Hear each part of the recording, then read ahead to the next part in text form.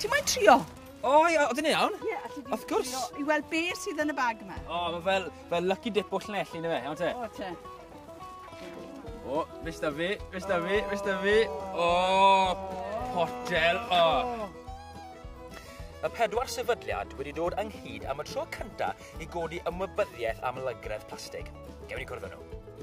Y syniad yw bod ni'n mynd o gwmpas y maes fel mudiadau ieithyddol mae pawb yn cyfeirio ato ni am, ond mae aelodau ni yn neud lot yn ymgyrcheddol hefyd. Mae lot yn ni'n casglu sbwriel yn anffurfiol yn ein cymunedau ac yn ein ysgolion mae'r erdd yn neud.